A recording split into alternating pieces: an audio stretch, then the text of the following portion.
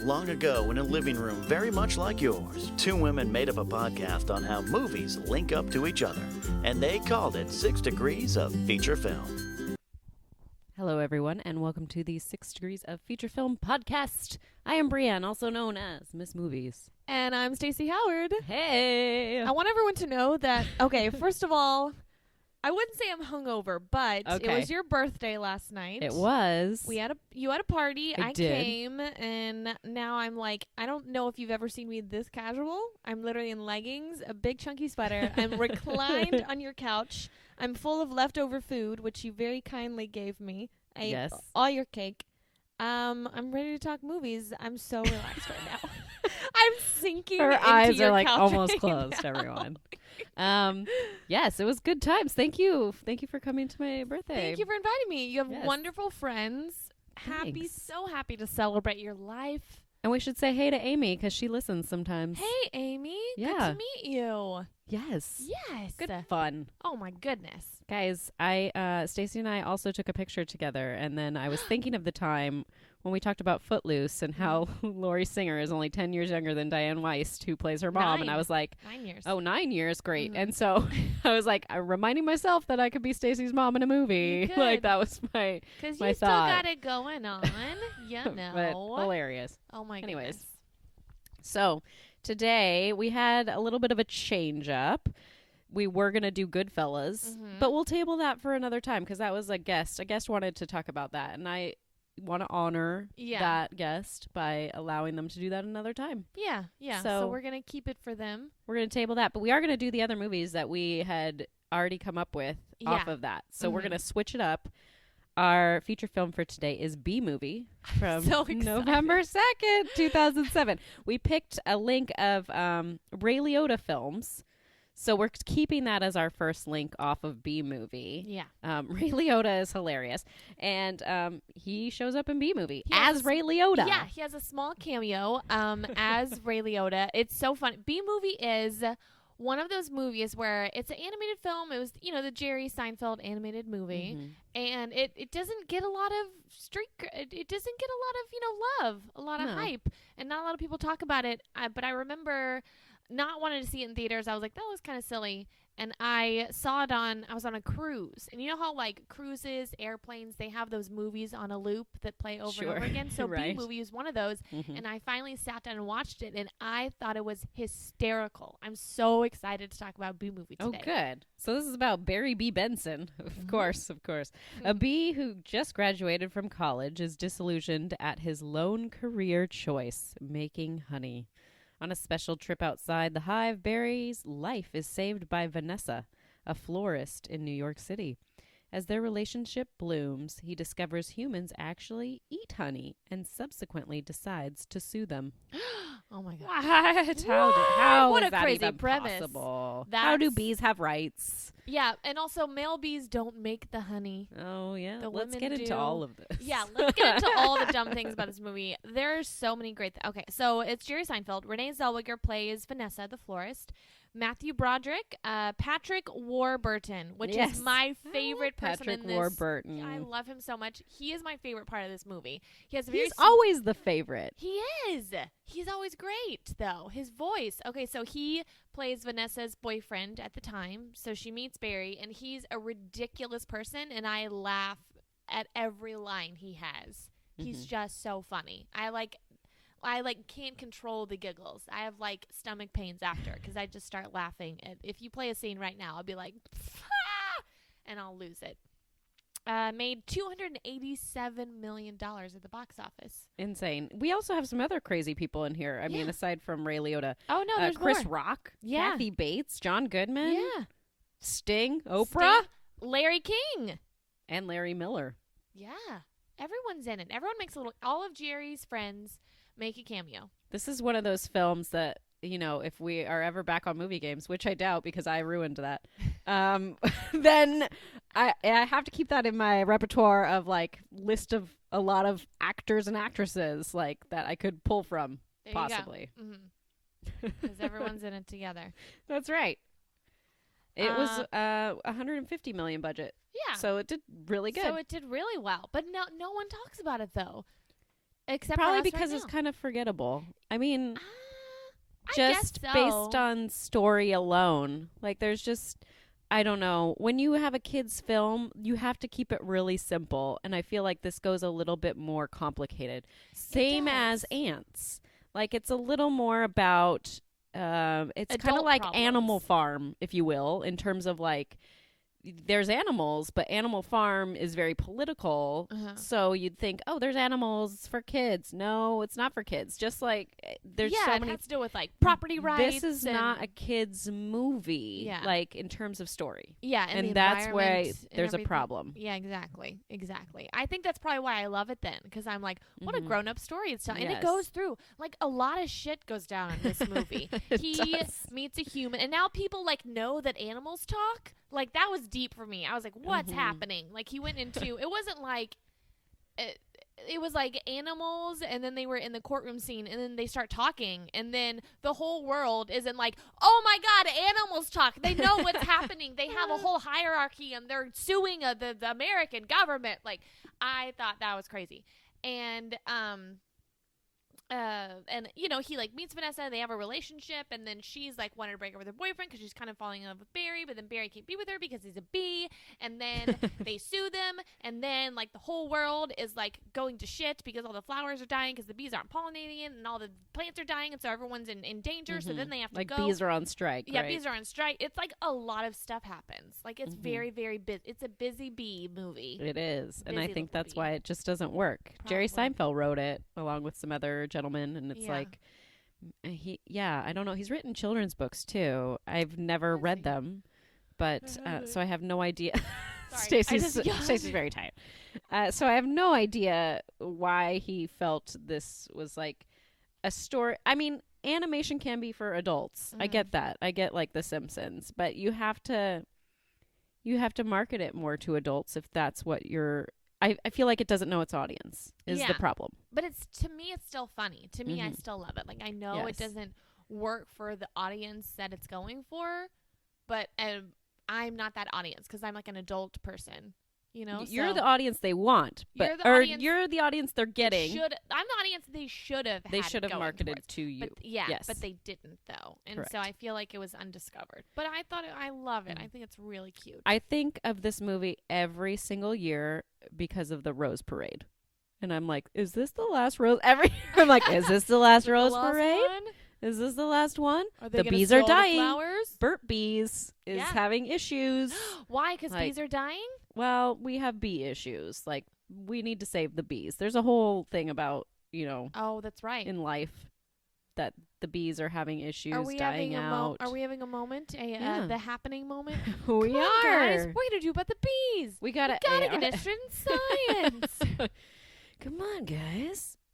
I need that. I need to work on that accent. The Mark the Wahlberg. Mark Wahlberg trying to be What a is science teacher happening? accent. I get- Oh, that movie is so. We got to do the Chemistry. happening. Oh, we should do a commentary for the happening. Oh, We're gonna God. do it. I'm Oh, God. not. I'm not a comedian. We need to bring No, someone in no. for that. We can do that though, but people want to hear what we have to say about Do they? movies. Do they really? do. Our 7 listeners really care. They do. Thanks, Star Drew. Thanks. All right. So, Okay, so- I did see. yeah. There was only one bit of trivia about this movie that I Okay. saw this movie in theaters, obviously in 2007. So this was before I had children, and yeah, I thought it was cute. I didn't think much else about it. Like, it has not resonated with me, aside from like I knew that there was a lot of political Mm. parts to it, and that's Mhm. about it. I found a few trivia things. Okay, so the character Martin Benson is a reference to an unseen character in Seinfeld, the Pez dispenser episode. Oh yeah. Marty Benson allegedly died after Kramer poured ice-cold Gatorade on his head after a baseball game. So that's a nice Died little, of what? I guess We don't know. pneumonia if he got cold. How do you just get cold and then get an pneumonia? How does I one don't know. get I pneumonia? don't know. I don't remember the episode. All right, I gotta don't know my figure this out, Seinfeld it's trivia. like what? It's raining. You get wet in the rain. You get wet in a shower. I don't know. Anyways, one trivia that I thought was interesting, which has really nothing to do with the movie Mhm. at all, which I'm sure you saw as well. In the first scene, they show a collection of sneakers that Yeah. Barry owns, and in real life, Jerry Seinfeld has said to have a collection of more than 500 sneakers. What a Larry David thing. Just have a So bunch of... they're probably all exactly the same. They're the exact same. Just jeans and a black T-shirt. White Nikes. White Nikes. Those men, my dream is to be so rich and powerful one day that I can wear whatever I want so I can dress like shit. Like, when I went to a Simpsons table read, all these men are incredibly talented and powerful. They're all dressed crappy. And they're all dressed just, like, in T-shirts walking around. And they're, like, they run the industry. They're, like, multi-millionaires. And I'm like, what is happening? I have a story from my professor at USC, my acting professor. He was like, I was at this audition once, and the role was for this rich and powerful man. And he's like, and we talk about in this class how you need to dress for the role that you are auditioning for, but not dress in a costume. So you have to kind of look like the part that they're looking for. But if you were on the street, someone wouldn't be like, there's a cowgirl, like, what is she doing? Like, that person's dressed. It's Halloween. That he's like, you have to subtly do it. He's like, so for this role, I was dressed in like a kind of a nice suit. You know, you wouldn't, if I was on the street, you'd think, oh, that guy's going to work or something like that. He was like, and then the other guy shows up. And as soon as he showed up, I knew I wasn't getting the role because he was dressed in like a Hawaiian shirt and sandals.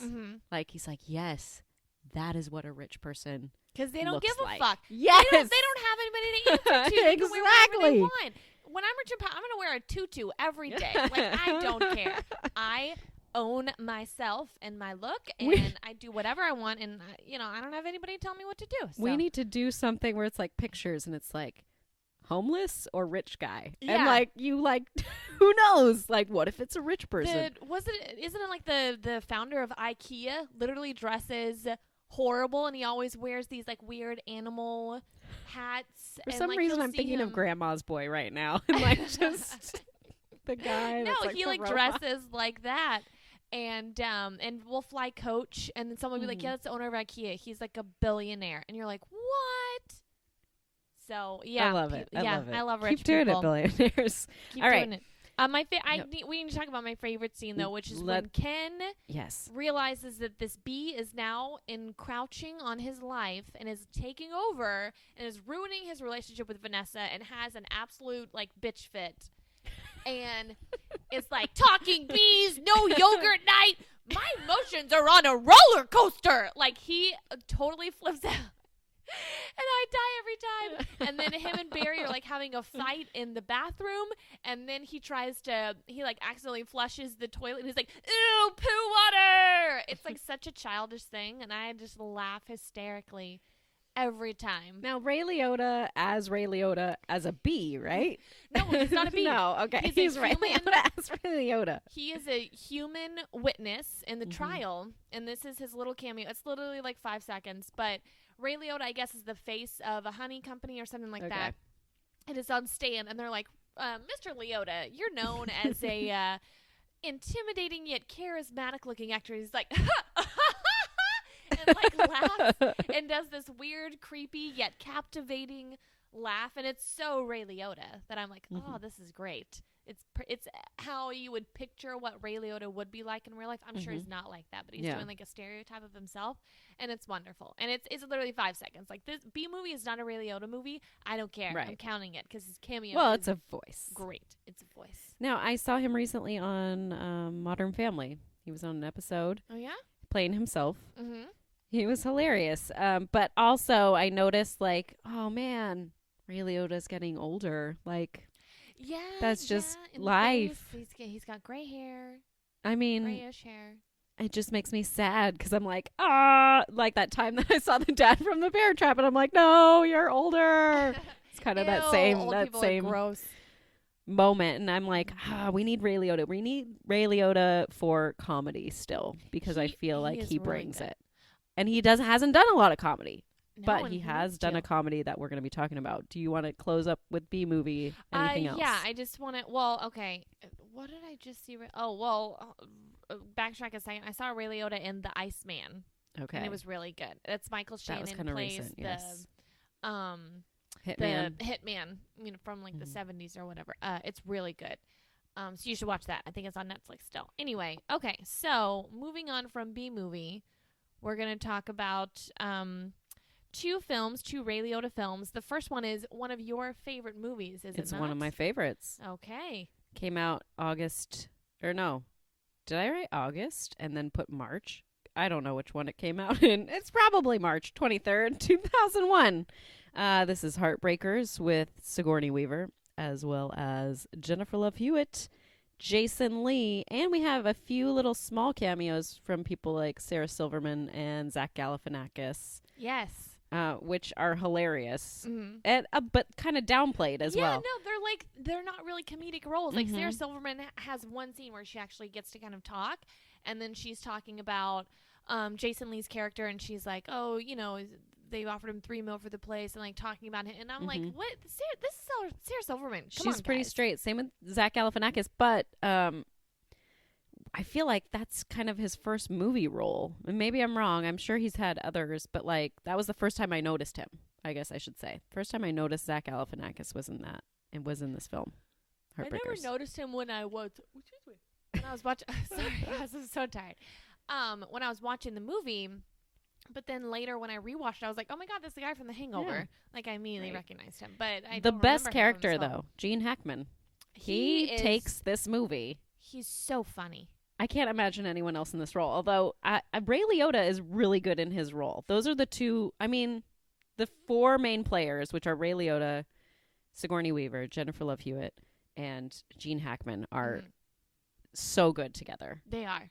The four of them. This is basically a mother-daughter con team. So Max and Paige are their names. Max seduces the wealthy men into marrying her, and then Paige seduces them into infidelity so that Max can take their money in a divorce or in an annulment. I don't know how quickly this all works. I mean, the premise for this movie, as I was like, but they don't always get half of everything. And sometimes, like, what if Sure. they want her to sign a prenup? And then sometimes infidelity doesn't really matter because it's not part of the prenup and, like, all this stuff. So She don't know probably how gets a divorce good chunk works. of change anyways. But, I mean, it's all supposed to be just kind of, everything works so quickly as well. Right. It's like, here one day, okay, next day this happens Yeah. where now he's going to cheat. Then I get my money on the third day. Like, it's just very quick through it all. Obviously, they're not going through all this litigation, and she changes her identity so quickly and things like that. I don't know if she actually does. Like, I have no idea if she, like, changes an ID every time to be a new person, but she always has a new persona Yeah, or a new name. exactly. Which is interesting why, like, she goes with, like, when she goes to seduce or try to get Gene Hackman's character to marry her, it's really interesting that her choice of, I'm going to be this Russian gal and have this Russian accent. Yeah. And I'm like, why would you do that? Yeah. Like, why can would you go that can way? You pull off the Russian accent? Do you think she pulls it off? I mean, I know she's not really supposed to. Like, in the movie, Right. her character is supposed to not be that good at this. What was you her know? name as the Russian lady? It wasn't Olga. I Olga. thought. Olga Ivanova. Olga. I am Ivanova. Olga Ivanova. Oh yeah. I am here to. I will announce you. It's I like am so the- happy with emotion. It was like, what is happening right What now? is going on? But she did do pretty good singing back in USSR, like in an accent. Back in the USSR. You don't know how happy you are, boy. That's great. This movie cost $35 million to make and only made $58 million at the box office. I don't know if that's considered like a mild, small success. I mean, if it profited, if it made a profit of like 20 million something, like 35 and then 55, whatever it was, 20 million profit, that's pretty good. Okay, I don't know. It made I back- don't know in terms of like if they need to double it in order to like consider it a success. I'm not sure. Yeah. But at least they went, got their budget back. They I got don't their know. budget back. Yeah. Yeah. There you go. So, yeah, I guess it was mildly successful. But I don't remember this being a huge movie, but my mom loves it. Yeah. It's just something that like it's definitely one of my favorite films.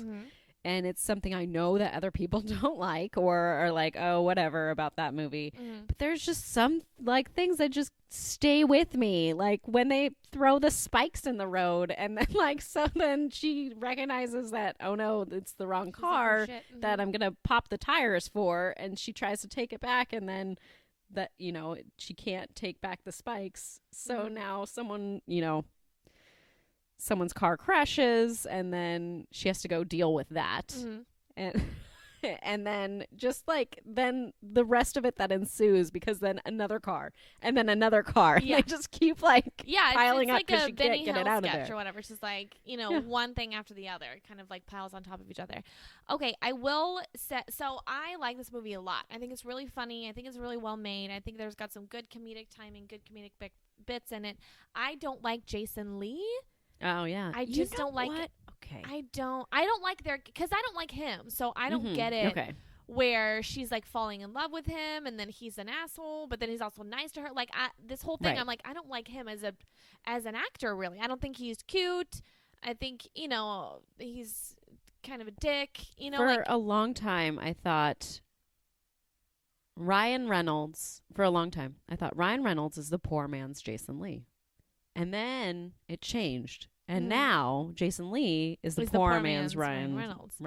Oh. So if Ryan Reynolds were in that role, he would be perfect. Yes. That see, would be like perfect. they're interchangeable most times. Yeah, I could see that. I could see her being like, you know, trying to resist falling in love with this guy. Ryan Reynolds is super cute, super charming. He has that sarcastic, witty asshole thing to him. So he would have been perfect in this role, and then the whole movie would have made sense to me. But then it's that kink, it's, you know, that chink in the armor or whatever, where I'm like, he's not cute, he's not charming, she would never fall in love with him, so this whole thing wouldn't happen. Like, it just kind of ruins it for me. It's just not my fave. I guess, but I don't know. Do you think that she was, though, trying to I mean, she was trying to do her own con. Like, she was trying to prove that I can do this on my own. So when she finds out that he's worth money, then she's kind of like, okay, well, I'll just change it to him. But ends up falling in love with him because she realizes he's like a good person and stuff. I don't know. I mean, I think she just genuinely liked him and wanted to be with him. And she was trying to resist that because you're not supposed to fall in love with the con. You're not supposed to close your eyes when you kiss. That's right. Ray Liotta is like one of the best parts of this film. Ray Liotta is great because he comes in right off the bat, like he owns this chop shop and like he's a little 2-bit gangster. Yeah, and his comedic timing is really good. Like, this is a movie that I feel like, why haven't I seen Ray Liotta do more comedy based on his performance here and how hilarious he is and his interaction with Sigourney Weaver? I think that they worked well, really good. Yeah, I want them to do another movie together. Yeah, let's do the continuation. Yes, and see what happens. Like, you know, the part 2, if you will. I love the ending that he is now going to con their old coach, the one that stole all the money from them. It is pretty good. That's why I'm like, we got to see what happens. Yeah. How are they going to do that? They need to get like another guy. Like, how are they going to con her? How they teach him to be like a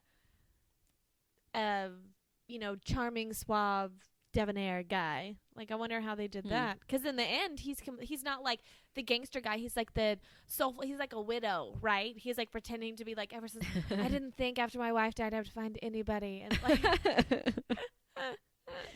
But then you gotta also like, and then what is his backstory that they've created for him, so that way she'll like, because she's probably gonna try to con him too, because that lady's a con artist as well. See, I don't know though, because there's a lot of layers. There's a lot of layers. Oh, it's like an onion, guys. It's like an onion.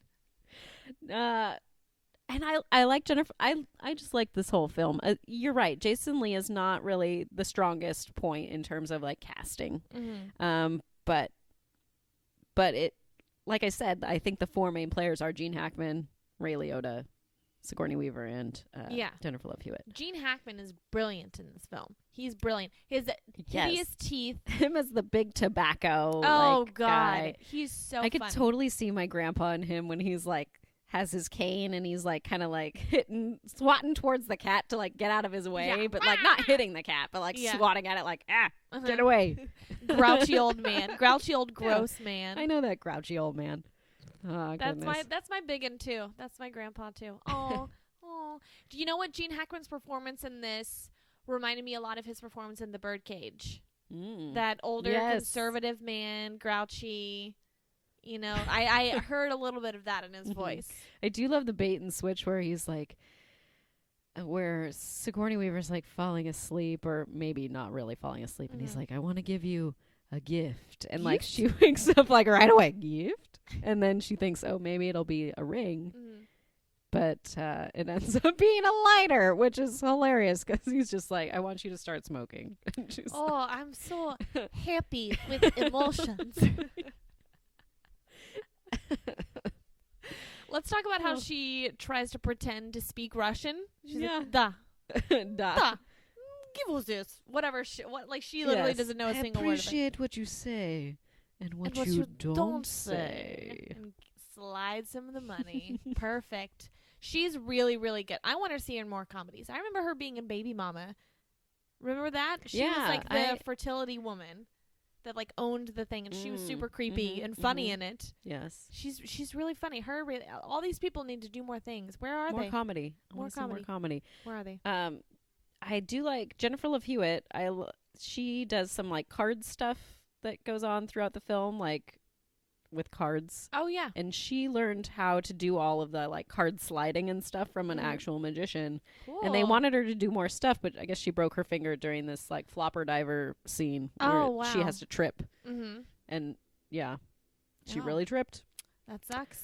Because, you know, if you just pretend trip, it looks fake. Right. You gotta really do it. So you gotta really do it. So they really did it. You'll really break your finger then, apparently. Anyways, they wanted Jennifer Aniston originally to play the part of Jennifer Love Hewitt and Cher to be her mom. What? Which at the time, in 2001, My friends would was still be a little bit, yeah. I don't know. I think maybe this casting is why I gravitate towards it, because I do like Jennifer Love Hewitt and she's similar to my age. So I don't know. Picture Jennifer Aniston doing it. I can't either. I can't picture Jennifer Aniston and Cher. No. No. Although Cher, well, no. I can't. No. She would have been 60-something. Sure. I mean, I'm not. I don't want to be ageist or anything. I'm not trying to be ageist, but it would have been a little unbelievable to me. Like Sigourney Weaver's supposedly in her like 50s in this movie, which I can believe that. But a woman like in her, like Cher would have been in her 60s. That's a little too old to be like conning men still, you know, like it's usually because older men don't want, you know, the 60s. Yeah, why would they marry? I don't know. Yeah, why they want someone like their 40s or 50s. So this is considered an update of Dirty Rotten Scoundrels, which I also really like. I've never seen Steve Dirty Martin. It's pretty hilarious. Okay. So yeah, that I like con movies. I mean, that's what I've learned. I like con movies. I hope no one ever cons me. But so I'm watching to learn, so that way I can look for signs, right? Right. Like Matchstick Men. Yeah. I don't want anyone to take my money. Exactly. You got to be cautious. Okay, so I was a bad co-host, and I forgot to look up information for my other movie, but I'm just going to do it right now. Yeah, do it. I got it. Okay, so we did B-Movie. From there we did Ray Liotta Films. You just talked Heartbreakers. I'm going to talk The Place Beyond the Pines. Excellent. Now, I have not seen this movie, so you're going to tell me about it. I know. Here's what I know. Well, I'm going to tell you what I think I know. Okay. You tell me. I know there's Ryan Gosling. I feel like he's like, no, he's not like a stunt guy, right? He's like a stunt. Well, no, that's Drive. That's Drive. Okay. He's like a motorcyclist, but he like does stunts in a carnival. Okay. So kind of, yeah. There is some sort of crime that he's either involved with or knows about. So people are looking for him. They think he's the one that did it. And he's trying to protect himself and his family. And that's all I know.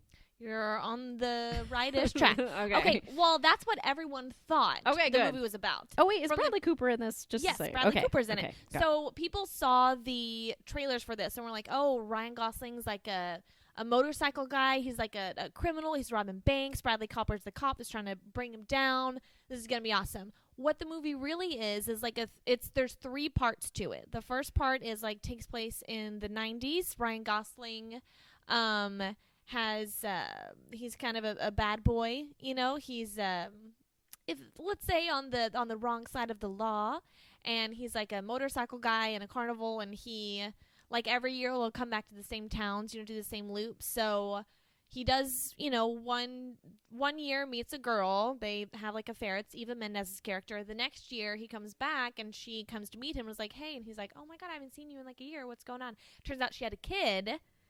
So he now has a son, and he's like, I have a child now. I have to like provide for them. So he ends up robbing banks, and he meets Ben Mendelsohn's, I think that's how you pronounce it, character. And he's like, listen, I used to rob banks back in the day. I haven't done it in a while, but you need a getaway car. You're a fast motorcycle driver. You're going to be our getaway car. And so they kind of team up to do this. And Ryan, okay, I don't know if I should spoil the movie, but it's like 3 acts. So like all that happens. Then it's flash forward to, and a lot of stuff happens between him and Bradley Cooper's character. Flash forward to like 16 years later, the child is grown up. And so then it's about fathers and sons and how you learn to be a man. So the child doesn't know Ryan Gosling's his dad or his character. He doesn't know anything about him. So he's been raised by this other man. So he learns what it is to be a grown up and the consequences of it. He meets Bradley Cooper's son in high school. So they form a friendship. And Bradley Cooper's son layers. has an interesting, many layers. Okay, like, stop there's 3 here. parts to this movie. So Yes. it's not what the trailer looks like. So that's why people were, it's a brilliant film. I loved it. I saw it on a date. He hated it because he was like, that's not what I expected. But I loved it because it wasn't what I expected. So there's a lot of shit going down in this movie.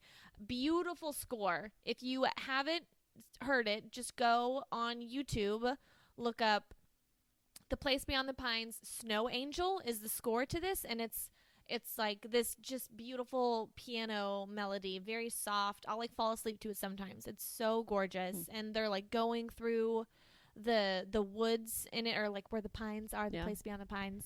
And it's so much more than you think it's going to be. So it's got what is Ray Liotta's part? What's his Ray character? Liotta plays a cop. So him and Bradley Cooper, Is he like the captain? he's like he's on a different force. So him and Bradley Cooper kind of know each other. But then some stuff goes down, and so, you know, they're wondering who's a good cop, who's a bad cop, who's dirty, who's trying to play it straight. There's a lot of back and forth between all of them. Let me look up the cast really fast. Okay, so it's Ryan Gosling, Bradley Cooper, Eva Mendes, who does a great job in this. This is a dramatic role for her. She's fantastic. She's really, really good in it. This is about around the time when she was like changing up her career and like taking different roles, because she had done movies like Hitch and, you know, like rom-coms a lot. But and where has she been? She just, her and Ryan Gosling had a baby together. So I know, but I don't think they're still together. I thought they were. I don't I know. don't think Well, they are. but they were together for a while. They had a baby. That's the last I heard. But like, what her. is she? She hasn't been acting in a while, I don't think. I don't think she's been in a lot of movies in a while. But I know this was one of her first more serious roles. So this was in 2012. So, you know, hopefully she'll get back on there soon. But she's really good in it. And I remember I was like, she's like switching it up. Good job. And Ben Mendelsohn, who I absolutely love, really underrated actor. It's got Ray Liotta, and it has Emery Cohen, and what's his face? So Emery Cohen, who you will have seen in Brooklyn this past year, and then who plays his kid? Dane DeHaan. Oh, Dane plays DeHaan. Bradley Cooper's, plays Ryan Gosling's son, and then Emery Cohen plays Bradley Cooper's son, and they meet in high school. Yes. So it's like it's like a 3-act play, and it takes place over a few decades, and you see like so. In the first act, it's like Bradley Cooper and Ryan Gosling's character are going head to head, and then the second act is you see the ramifications of that through his police department. And the third act is you see years later what are the consequences of that on their own children. And so you see like years after this crime has happened and everything that comes from it, how does it affect everyone in your life? And so it's like a study piece on like, you know, just the circle of life, I guess, like how it all comes back. The sense of the father go on to the son. Like, it's really deep. It's really, really good. It goes in so many directions I did not expect for it to go. I'm thinking of Making a Murderer. Yeah. I'm like, oh, how... Yeah, years later, it still comes back to haunt happens, you. yeah. It's really good. So this is when I first noticed Dane DeHaan. Because I hadn't seen Chronicle, but I remember people thinking he was good in it. And I love him now. Chronicle is great. So have you seen it then? No, you haven't. No, I haven't seen Chronicle. But I've is seen so good. His other movies, like Kill Your Darlings, was really good. Also, Life After Beth. It's him and Audrey Plaza who plays zombies come back to life, and so it's his dead girlfriend comes back and he like falls in love with her again. It's really cute. And I know he was in The Amazing Spider-Man too. Hated that movie. But he's really great. And I think he's very interesting looking and presents himself in a very interesting way as an actor. And I love Emery Cohen, who is in Brooklyn. And I just fell in love with him in Brooklyn. That's another movie I want to talk about today. Okay. Spoilers. Oh, fun. So anyway, so The Place Beyond the Pines, gorgeous looking, beautiful score, wonderfully acted, and it just goes so many places that I did not expect. I was very surprised by this movie. I love it. Watch it. Now, how is Ray Liotta in this film? Like, is he a small part, big part? So he's in that second act. So the first act is like Ryan Gosling's character, introduction. Right. He's kind of a bad boy. The crime happens, blah. Second act is Bradley Cooper's character as the cop and what happens at his home when all this stuff goes down and he's the cop that's handling it. And Ray Liotta is a cop within his force. So Ray Liotta has a big part in the second act. All right. Yeah. So and then the third act is all with the kids. That's what I mean when it's like a three-act play, like there's different parts to the movie. So Ray Liotta is a big part of the middle part of the movie in that story. And then it comes back years later. He has a very interesting role. And he you don't know if he's like good cop, bad cop. He plays like a very Ray Liotta role, but not a gangster. Like he's just has that Ray Liotta presence, that captivating screen time that's happening. So that's what's going on. Very good. I like it. And I didn't look up trivia for it, but let me just scroll through it and see if there's anything interesting. You know what, though? A lot of the trivia, if I read it, is going to spoil it. So I'm going to go ahead and take a pause on that. Yeah, because I want to see it. It's really good. It's so worth the watch, especially for like movie buffs like us. Like like as I mentioned, I saw it on a date. He didn't really appreciate what was going on. Like he just wanted action. He wanted drive. He wanted drive again. He wanted like a crime thriller. Bradley Cooper's the cop. Ryan Gosling's a badass, and that's not what this is at all. It's like a study piece on like fathers and sons and relationships. Relationships and consequences, and it's a much longer, deeper movie than you think it's gonna be. So if you appreciate movies like that, you will like this movie. Yeah. I loved it. I need to watch it again. It was on HBO Go for a while, and I kept like rewatching it every like week or so. I was like, I want to watch Place Beyond the Pines again. I do that though. I'm like a person with a song. Like if I like a song, I'll listen to it over and over again. So I do that with movies too if I really like them. So I watched this a lot. Yeah, so I don't always do that. I'm more of a, I want to keep it in how I remembered it the first time, which then I forget it. I know. And then that makes it hard too. Because I'm like, I don't want to watch it again. It's going to ruin it. Like, I don't know. But then there's things that I'll keep watching again, like Clue and Heartbreakers. That's your cynical nature, though, is that you don't want to ruin the experience. But I'm like, if one is good, 50 is better. I'll watch it all. All right. So off of Heartbreakers, I went with Jason Lee as my theme. You're welcome. And I picked a few good ones. I started with The Incredibles, which came out November 5th, 2004. I'm hoping the entire audience has seen this. A family of undercover superheroes, while trying to live the quiet suburban life, are forced into action to save the world. Directed by Brad Bird and written by Brad Bird as well. Brad Bird kind of has an interesting story with Pixar because it was kind of like they were courting him for a long time. They were like, come over here to Pixar. Come on over. And he was like, no, I kind of have to do this over here. And then he was done with that, whatever that was over there. And then he went somewhere else. And then Pixar's like, come over here, come on over. hey, why don't you come over here? Hey, And Brad, then, Brad. He's like, but I'm doing this over here. And then finally, after he did his second thing, I don't know, he was like at Warner Brothers or 20th Century or somewhere. After that that one conclusion, he was like, they were like, come on, you can do whatever movie you want. And he's like, whatever movie I want. And this was the movie that he wanted. Oh, nice. So there it is. So kind of like that story. That's the Cliff Notes. Okay. Well, they wanted him for a while. Voiced by Craig T. Nelson, Holly Hunter, Samuel L. Jackson, Jason Lee, as well as a slew of other people. Budget was $92 million, and box office grossed $631.4 million. Whoa. I did not expect that at all. That's When a I saw that big number, chunk of change. I thought, oh, it'll probably do like 150, 200. Nope. Insane. It won 2 Oscars, Best Achievement in Sound Editing and Best Animated Feature Film of the Year. Oh, cute. And it was also nominated for Best Writing Original Screenplay as well as Sound Mixing. So there you go. So that's not too shabby. And Jason Lee plays the villain in this. For a long time, I thought it was T.J. Miller. I don't know why. Or I guess I've seen The Incredibles. I love it. I think it's brilliant. I didn't know who voiced the villain. So then when I got to know T.J. Miller more through different projects he's done, thinking back, I'm like, you know what? That was probably T.J. Miller. That sounded like his voice. But I never looked into it. So it's Jason Lee. Right? There it is, yeah. Oh, okay. What's interesting, I feel like The Incredibles is a little bit more sophisticated. Not like B-movie sophisticated. Right. But like there is a storyline that's for more adults.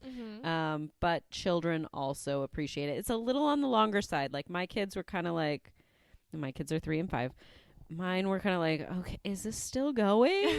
It's still going. Like they wanted more of a 90-minute flick because that's kind of their threshold. Actually, 82 minutes would probably be their threshold.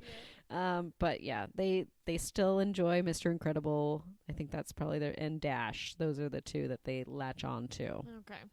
Now, Elastigirl is interesting because I heard that DC Comics owns Elastigirl, that name, and has their own Elastigirl. So they were like, they had to come to a conclusion of, you can use the name Elastigirl in this movie, but any marketing outside of the movie, she needs to be known as Mrs. Incredible. Okay. Which kind of, to me, as a woman, is kind of like, that kind of sucks. Yeah. Maybe they should have thought of a different name for her in this film so she could be herself outside Just be like of Mrs. it. Stretch or something. Yeah. Stretchy girl.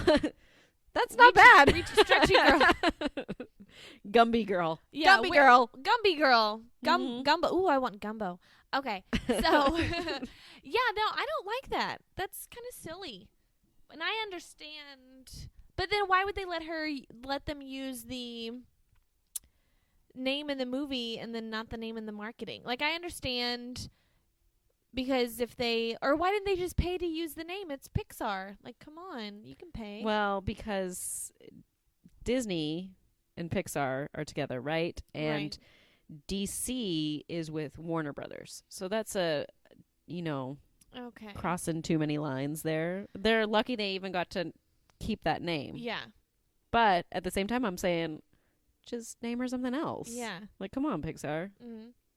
I don't get it. I don't know what else you would call her, though. Stretchy girl. Stretchy girl. Gummy girl. Gummy girl. Gummy bear. Gummy girl. Gummy bear girl. She's made of gummy bears. She tastes delicious. Yeah, I don't know. Yeah, that's kind of silly. I don't like that because then it's like she's just an extension of Mr. Incredible versus her own thing. That's my issue now. Yeah. But at the same time, I didn't know that until I read this trivia, so there's that too. Yeah. Well, I haven't had a look at a lot of the marketing for The Incredibles. I mean, I haven't seen the advertisements or toys or anything like that, so I don't know. But I didn't even know. And also on the other side of the coin here, I didn't even know. I'm not a comic book crazy buff. I don't know everything about comics, but I didn't even know there was an Elastigirl in DC Comics. No idea. So That sounds like it's from the 60s. Elastigirl, that's absolutely like a 60s comic book person name. Maybe I need to, you know what? Let's request a geek history lesson on Elastigirl. Yes, please. So we can find out more about the original Elastigirl. Mm-hmm. So here we go. They wanted Samuel L. Jackson because they wanted Frozone to have the coolest voice ever. So they're like, who in Hollywood has the coolest voice? I know. Where is my super suit? It's Samuel L. Jackson, ladies and gentlemen. There is a line in this film that is voted number 15 of the top 100 greatest movie lines by Premiere in 2007. And I was like, reading it here, I'm like, I have no idea. Like, if I heard this line, I'd be like, I don't know what that's from. What line is it? You sly dog, you got me monologuing. Oh, yeah. I would never guess that. Yeah, no, I know exactly what that's from. And that's so true. That Jason Lee's character says that to him, to Mr. Incredible. No, I totally know that. Like, it's a cute line, but I would never. Yeah, that's weird. I didn't even know. Like, frankly, my dear, I don't give a damn. Like some classic lines. Premiere, come Premiere, on. what's going on? They're trying to be different, I guess. My favorite is Jason Lee's character is like, you hit what's it called, like the drone or whatever. It's like, oh, you hit from the drone by hiding behind the bones of another super. I was losing my mind, like yelling. Oh, it was great. It was great. This is like one of those stories where you're like, you just be nice to fans, and then they won't come and kill you. Supervillains and try and kill your whole family. They don't want to be just like you. They want to be better than you. Yeah, there's some real moments in this. Like when Holly Hunter is on the plane with the kids, and then she is like, they're sending like bombs her way, torpedoes, whatever, and they're like, please, there are children on board. And then the white-haired lady that's assistant or whatever to Jason Lee, like, has the face. I'm like, oh, this is like a real moment. I was like, oh my God, like I would feel that way too. It was like they have real emotion in there. And like you were talking about how it has stuff for adults and for kids. So for the adults, it's like the whole, getting older and wanting to stay your young self and feel important, but also you have responsibility to the children and the wife in your life and wanting to support them as well and kind of making sacrifices for that. And then the kids are like, they want to be cool like their parents. They want to grow up. They want to have adventures, but they're not really ready for it yet. And there's a lot going on in this movie. Did you know Brad Bird is the voice of Edna Mode?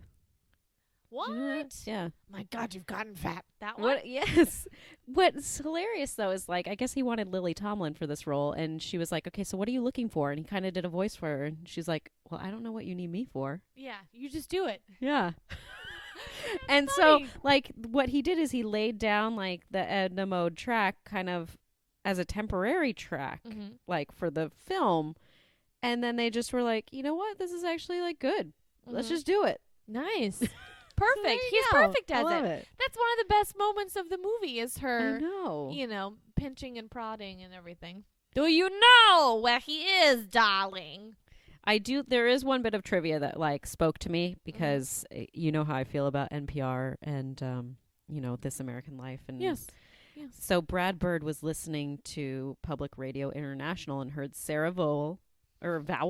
I feel like her name is Vowell, Sarah Vowell, a frequent contributor to the PRI program, This American Life, and he felt that her voice was perfect for Violet, even though she had never acted before. And to convince her, the Pixar animators animated one of Vowell's segments from This American Life and sent it to her. Oh, wow. That's nice. So she's the daughter. She's Violet, the daughter. Oh, that's really just cool. Some NPR-ish woman. Nice. So we have a chance. Now when we went on the concession stand, yes, we came up with some or at least Stacey came up with an NPR name. Mine is Olympia Pumpernickel. That was good. I'm gonna be Daphne Watermelon. How about that? Daphne Watermelon? I don't know. Waterloo. Daphne there Waterloo. We go. Oh, Daphne Waterloo. Hello, welcome back. I'm Olympia Pumpernickel. I'm Daphne Waterloo. Thanks. That was great. Calm down, everyone. I love that. There we go. Perfect. Those are our names. So that's all I got for The Incredibles. That's The Incredibles. Would you like me to go to my next Jason Lee? Yes, please. Okay, my next Jason Lee movie is Vanilla Sky, which came out December 14th, 2001. A self-indulgent and vain publishing magnate finds his privileged life upended after a vehicular accident with a resentful lover. I love that whoever wrote this, they've got all those wonderful words. Yeah. Thank you. It's very vowely in there. It's got a lot of vowels. Directed by Cameron Crowe and starring Tom Cruise, Penelope Cruz. No relation. No relation, but they did date. They did. Cameron Diaz, Kurt Russell, Jason Lee, as we've said, Noah Taylor, Timothy Spall, Tilda Swinton, and Michael Shannon. Those are some of the names of which I pulled from IMDb. Nice. So I've seen this movie, but I feel like I wasn't really paying attention. A lot of stuff happens in it. A lot of stuff. There's a lot of like plot twists, like not alternate endings, but like you think one's happening, something else happened. Like a lot of stuff happens. I can hardly remember it. Right. This is one that it takes multiple viewings to actually can maybe grasp what's going on. I also watched the original Abre los Ojos, which is the original film. Penelope Cruz is also in that as well. Oh, that's what it is. Okay. Because this film doesn't really have an American vibe to it. It's got a very foreign vibe. So that makes sense. And did she play the same part? She did. She did. Okay. Except for in that one, this is interesting. She, in the one with Tom Cruise, she plays like a dancer. In the Abre los Ojos, she plays a mime. A mime? Like a street mime. What? Yes. That's a real thing still. Yeah. Oh my God. So there you go. All right. That's crazy. The budget was $68 million. The box office made $203.4 million. Really? And it was nominated for Best Music, Best Original Song by Paul McCartney, which is called Vanilla Sky. I looked up like what else came out that year and just a bunch of crap. Like I looked at it, was like, none of these are, I don't know that song. I don't know that song. I don't know that song. Like it's just like, which one out of this pile of junk? I hate to say it like that because people worked hard. But like none of those are memorable. None of them were memorable. Anyways. Who won? I don't know. Okay. It might have been this one. We don't know. It wasn't this one. This one was just nominated. Oh, okay. It was just nominated. Gotcha. I'm trying to think, like, I remember this movie coming out and a lot of people bashed it. They hated it. Thought it was way too weird. They didn't really understand it. I've seen it and I gotta admit, I didn't get it. Yeah. I didn't get it. I thought there was some interesting concepts in it. I thought it was beautiful and well acted, but I was like, what? I don't know what's happening. I think the problem is that maybe when it was marketed, and I'm just thinking back to the time, the trailer and things like that, I feel like people didn't understand that this is a sci-fi film. Yeah, it's absolutely a sci-fi film. And I feel like they thought it was like some sort of drama, you know, relationship drama, and it ended there. But it is a full-on sci-fi film. Yeah, it's like Cloud Atlas, or like what's that other movie, Mr. Nobody with Jared Leto, and he goes through all these different lives and all these different scenarios. If you want to know what this movie is like, you might want to watch this episode of The Twilight Zone called Shadow Play. There's some similarities to that and this. And in fact, there is a scene where Tom Cruise is in Times Square and there's no one there. And that episode is playing on one of the screens in the background. So that's kind of a little nod to take a look at this. It's kind of similar. So that one, it might actually be on Netflix because they have Twilight Zone on Netflix. So Shadow Play, look that up. Shadow Play, Netflix. 1961. 1961.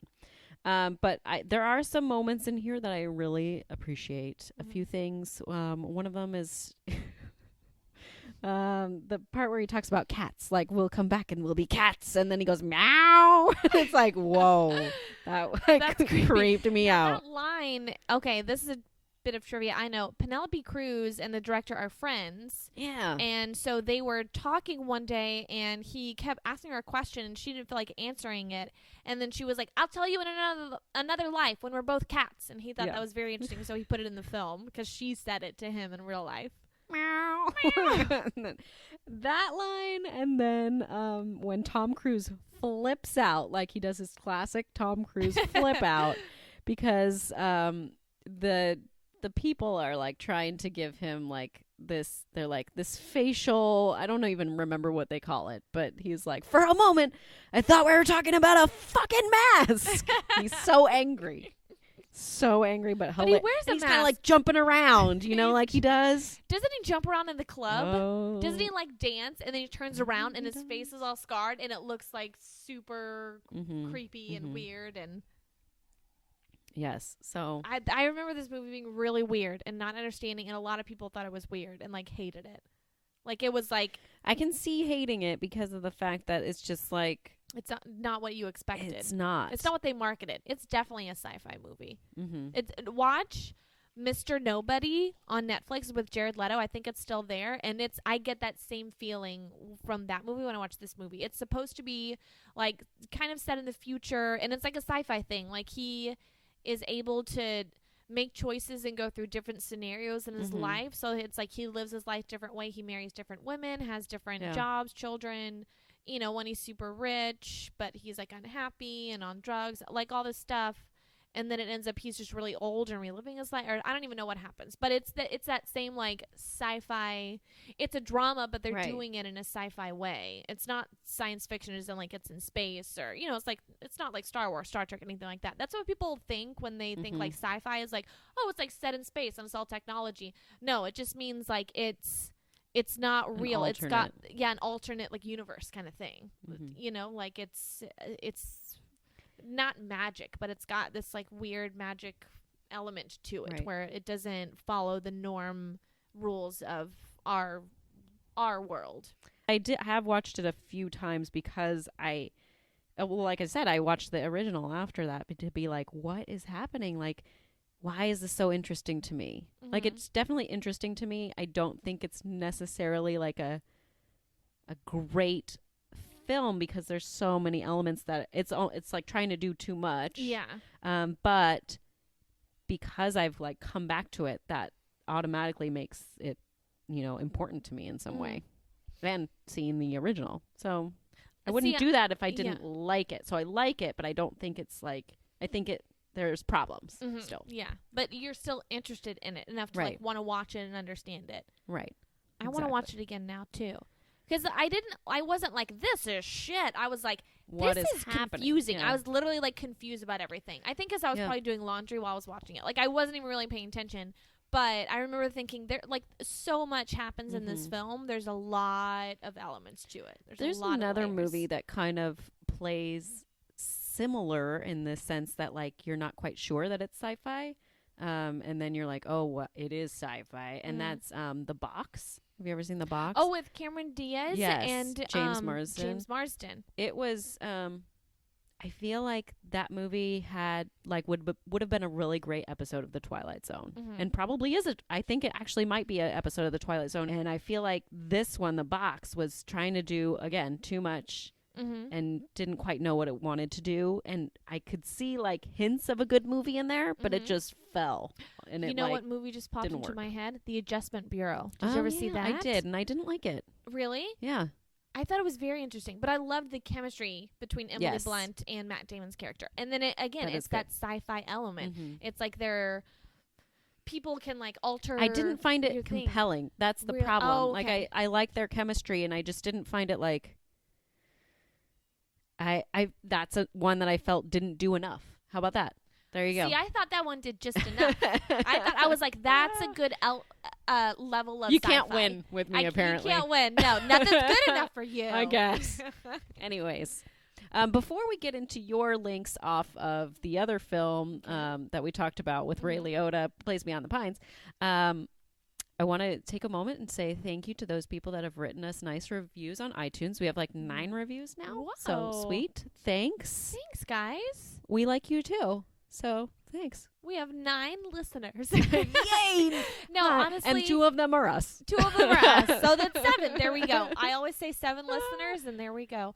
You know what? I thank you for doing that, because I honestly love doing this. I just love talking about movies. I love talking about movies with you, my friend. I'm so happy you asked me to do this with you. And we're on episode 21.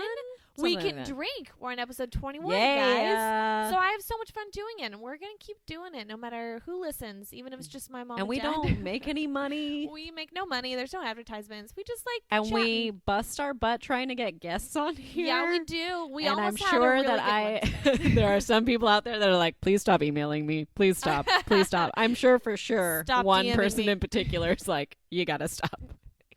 I will come on your show at some point. Stop emailing me. Just calm down.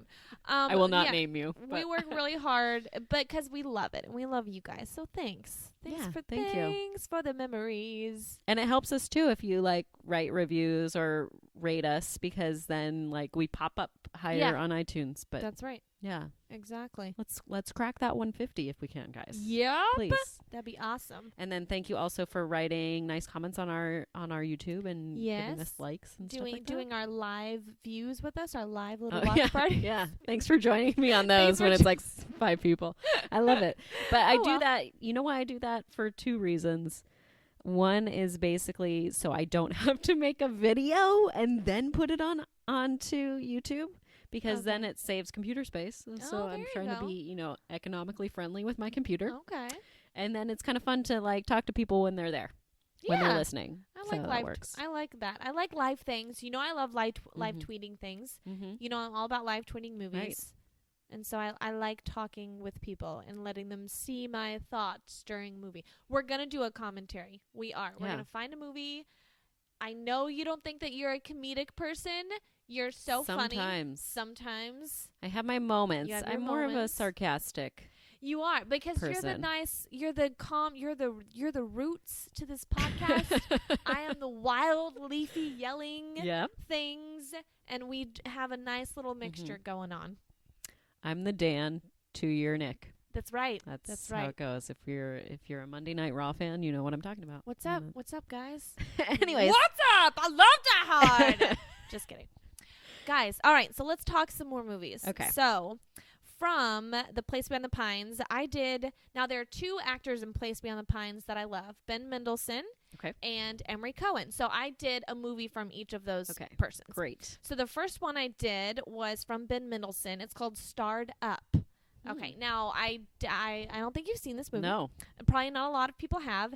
It's with Ben Mendelsohn, Jack O'Connell, who was in Unbroken. He was also in 71. And this movie, he's one of my favorite young actors working today. He's incredibly talented, very humble, and we're going to see some great work from him. But I remember seeing him. I thought he was cute in the trailers for Unbroken. I never watched Unbroken, but I was like, I wonder what else he's in. And I found Startup on Netflix, and I was blown away by this movie. So here's the plot. Eric Love, played by Jack O'Connell, is a 19-year-old teenager who is so violent that he has been starred up, meaning you're moved from a not children's prison, but what am I trying to say? Juvenile detention center to an adult prison, where he finds his father, Neville, played by Ben Mendelsohn, who Eric hasn't seen since he was 5 years old. Neville tries to get Eric to settle down so Eric can get a chance to get to know each other through therapy. So basically, it's father and son are in a prison together. They haven't seen each other in a long time. It's extremely real, very raw, very violent.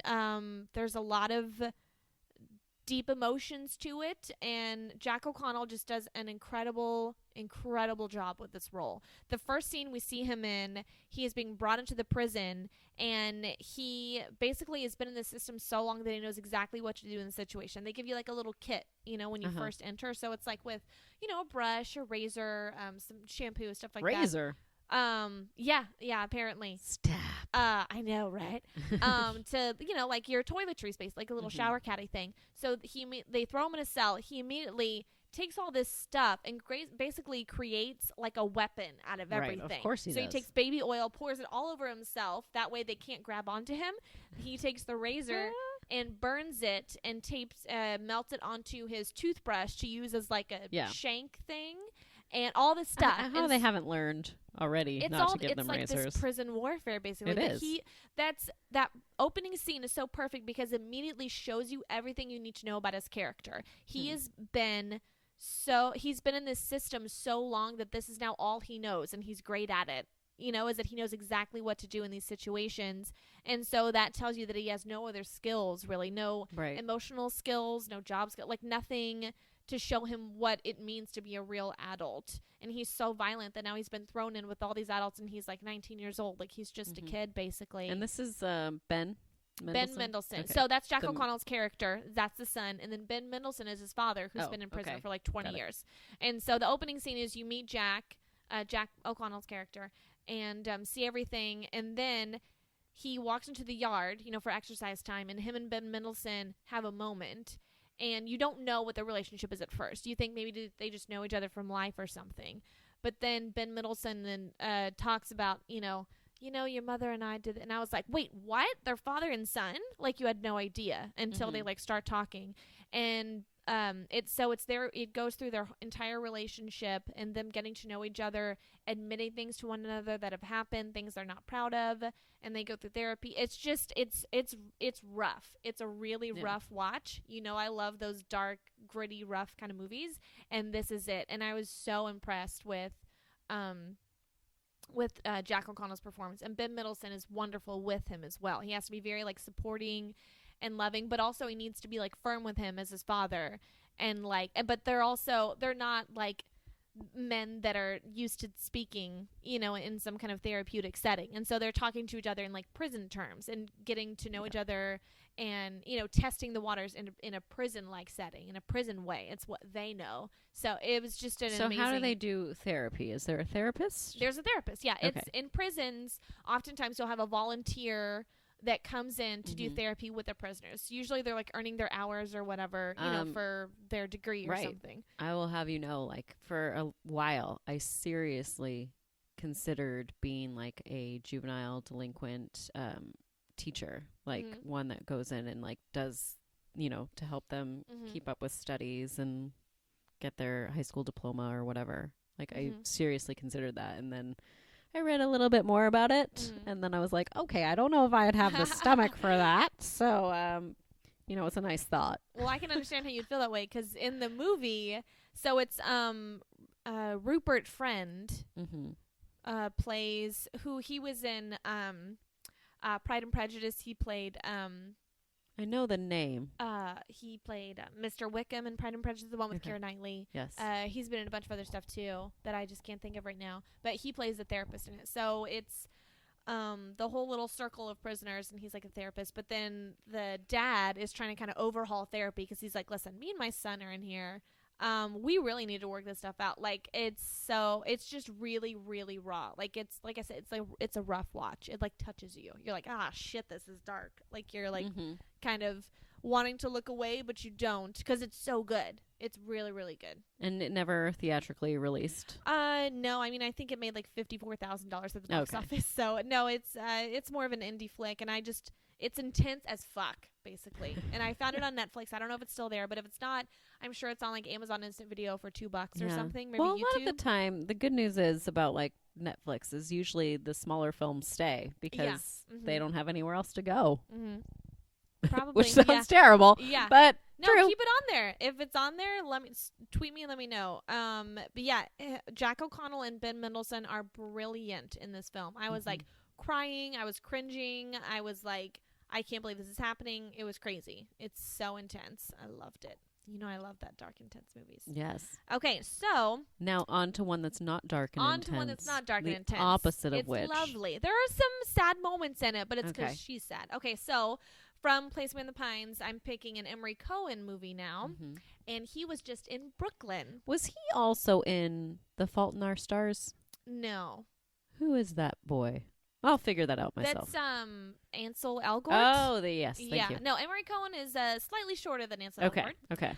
He's super adorable. I absolutely fell in love with him in Place Beyond the Pines. I thought he was like very compelling and interesting, but he's kind of a dick in that movie. So then I saw him in this, and he's so adorable. And you just, like, I wanted to be Saoirse Ronan so bad because I was like, I want to fall in love with him on screen. Like, he's so cute. So Brooklyn just came out this year. I saw it in theaters like a couple weeks ago, I think. An Irish immigrant lands in 1950s Brooklyn, where she quickly falls into a romance with a local. When her past catches up with her, however, she must choose between two countries and the lives that exist within. So it's Saoirse Ronan, Julie Waters, Emery Cohen, Domhnall Gleeson, a ton of other great... Domhnall. Domhnall? I thought it was Domhnall. Domhnall. Yeah, it's you don't pronounce the M. Every time. Domhnall Gleeson. That happened on Movie Games again. How do you pronounce this guy? It's not even the movie we were talking about, Stacey. Move on. That's wrong anyway. Just came out this year. Made $33 million at the box office so far. And I fell in love with everything on screen. At first, I don't know why, I thought this was a musical for like the last few months. People were talking about Brooklyn, and I guess I heard of some other movie that's set in Brooklyn that's a musical, and I thought this was it, and I was like, I don't want to go see that. I'm not the biggest musical fan. But then I watched Lies. No, I'm not the biggest fan of modern day musicals. I like the good musicals that were made back in the day. Classics. I'm not the biggest fan of musicals today. But I remember, I was like, well, maybe. And I watched the trailer and I was like, I got to see this. This looks great. And it's like a drama. It's a dramedy, kind of. So it's, she obviously leaves home for a better life in America because there's not a lot of work over there. She gets incredibly homesick and is trying to, make friends. And she kind of slowly finds her way. And eventually meets a boy, Emery Cohen. And he's like Italian, right? He's Italian. Okay. He's from Brooklyn, and he loves Irish girls. So he went to an Irish dance and met her, and so they fall in love, and it's so cute. And then something happens, and she has to go back home to Ireland. So in the midst of this romance, she now has to kind of interrupt it, and for a month or so, I think is the timeline, she has to, sail home and spend time with her mom.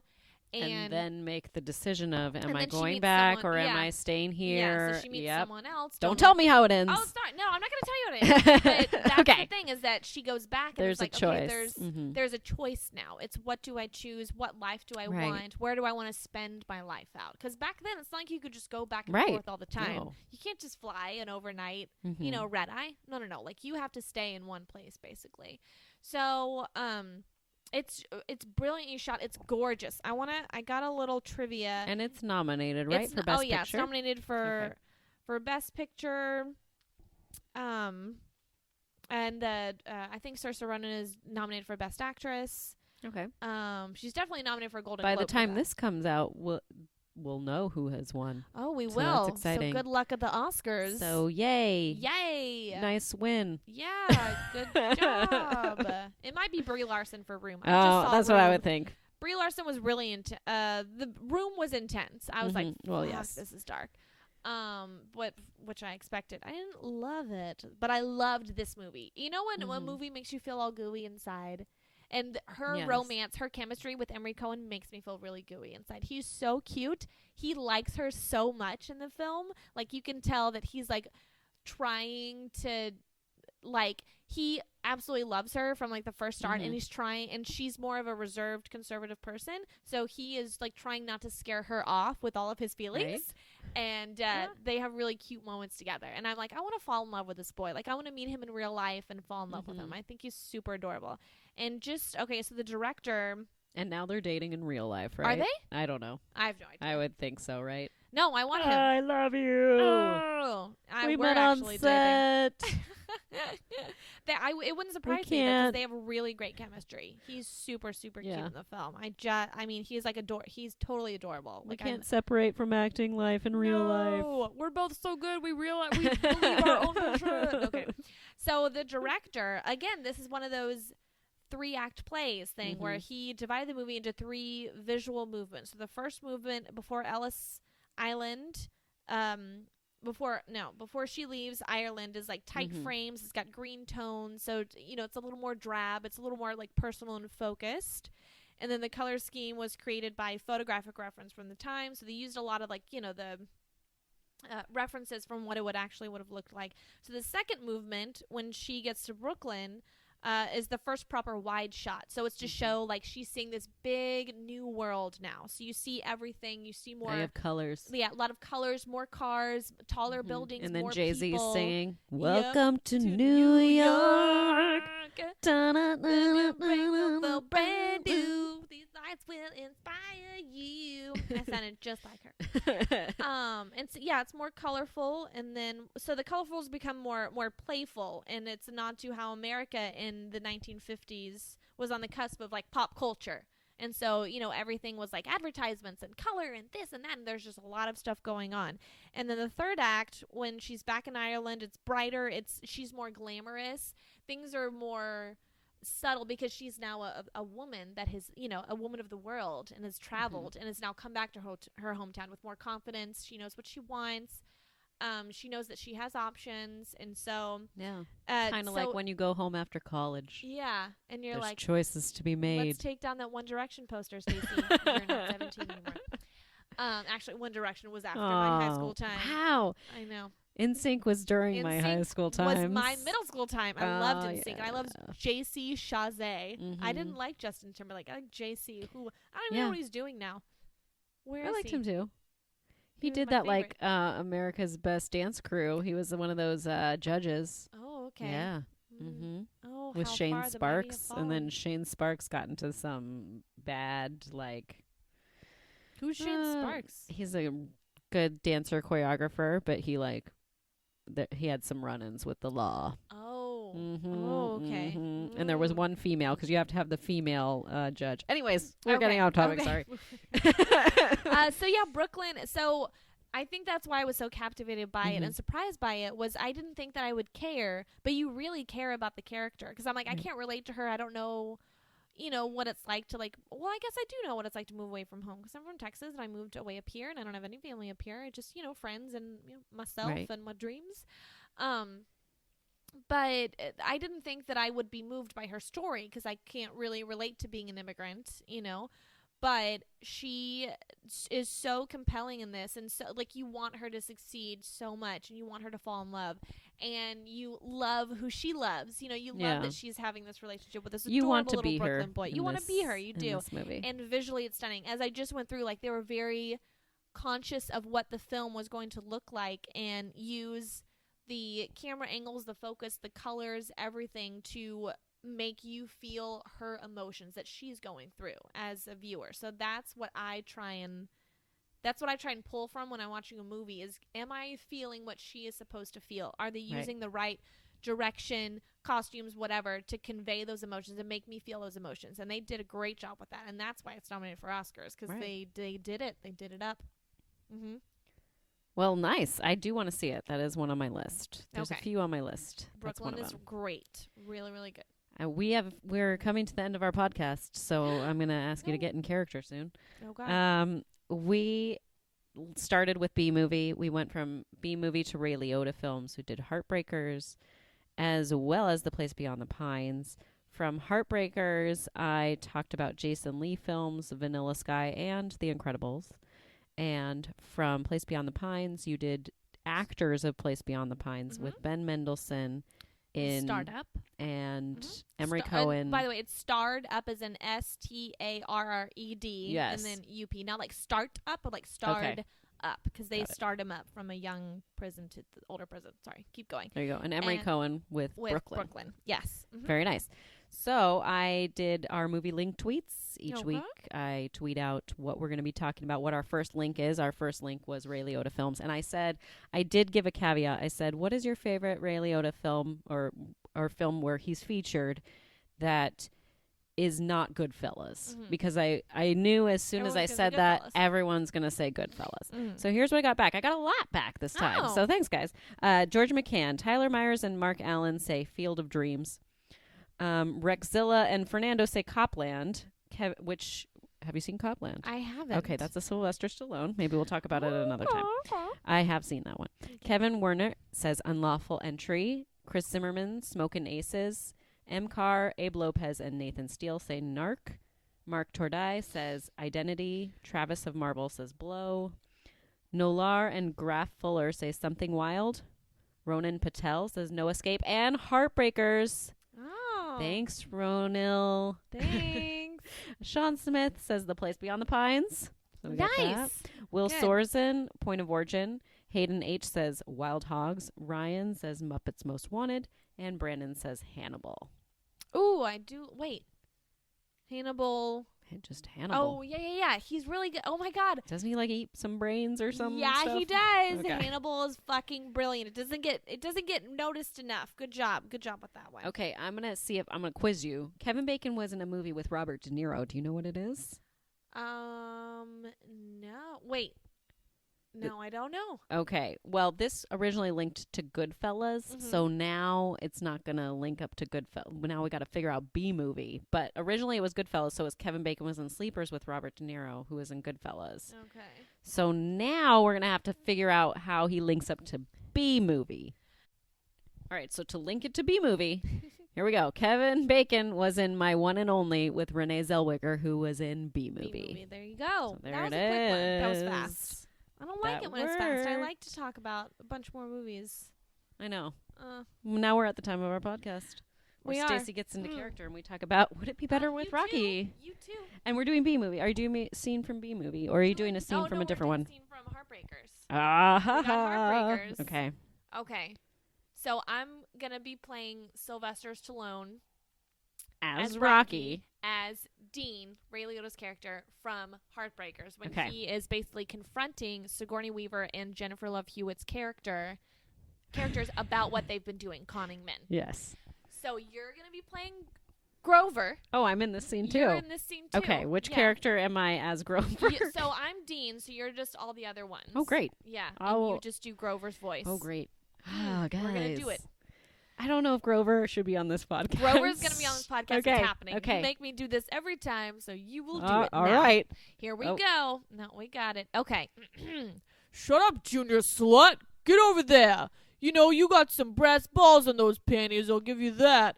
And in a few moments you have left, I want to see some begging and some pleading. Mom? Dean? You've got so many tells. You're not the killing type. I can't do this. Don't screw with me, I'm on a fine edge here. Don't! All right, I can't Okay. do the rest. So that's it. That's it. That's I've been working on some other impressions, What other but I need to I need to like Sean Connery. I've been working on Sean Connery, guys. okay. I don't know if I'm ready to perform it for you all today. Do you see it, Miss Moneypenny? Do you have it in your sights?